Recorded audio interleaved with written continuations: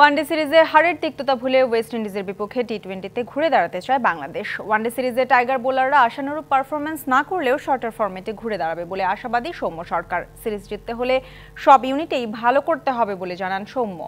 Saint ভিনসেন্টে সোমবার মুখোমুখি হবে দুই দল।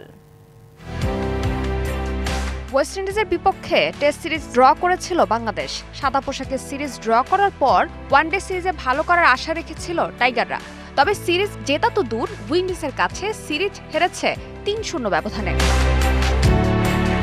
উইন্ডিজের বিপক্ষে টি-20 সিরিজ দিয়ে 2024 সালে আন্তর্জাতিক ক্যালেন্ডার শেষ করবে বাংলাদেশ। ওয়ানডে ফরম্যাটে এই বছরটা ভালোভাবে কাটায়নি বাংলাদেশ।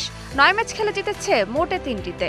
শ্রীলঙ্কার বিপক্ষে হোম সিরিজে 2-1 ব্যবধানে জিতেছিল মার্চে। ওয়েস্ট ইন্ডিজে যাওয়ার আগে 2-1 ব্যবধানে সিরিজ হেরেছে আফগানিস্তানের কাছে। আর বছরের শেষে এ ফরম্যাটে সিরিজে হোয়াইট ওয়াশের ক্ষত দগদগে। তবে শর্টার ফরম্যাটে জয় নিয়ে বছরটা শেষ করতে চায় টাইগাররা। সিরিজ জিততে হলে 3 ফরম্যাটেই ভালো করার কথা জানালেন সৌম্য সরকার। তবে আমরা যদি 3টা ফরম্যাটই 3টা সাইডই ভালো করতে পারি,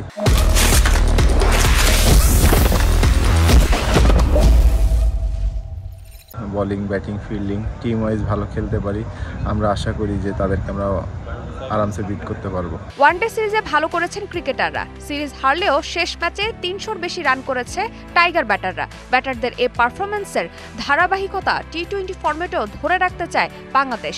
তবে বোলারদের আরও দায়িত্বশীল পারফরম্যান্সের কথা জানালেন সৌম্য।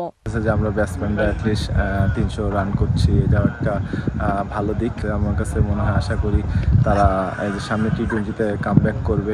গেল কদিন আগেই গ্লোবাল টি-20তে সেন্ট ভিনসেন্টে খেলার সুযোগ হয়েছিল সৌম্য সরকারের। সে অভিজ্ঞতা উইন্ডিজের বিপক্ষে কাজে লাগাতে চান এই ওপেনার। সোমবার সেন্ট ভিনসেন্টের আর্নল্ডসভিল স্টেডিয়ামে মুখোমুখি হবে দুদল। ফারজানা জাহান প্রিয়া, ডিবিসি নিউজ।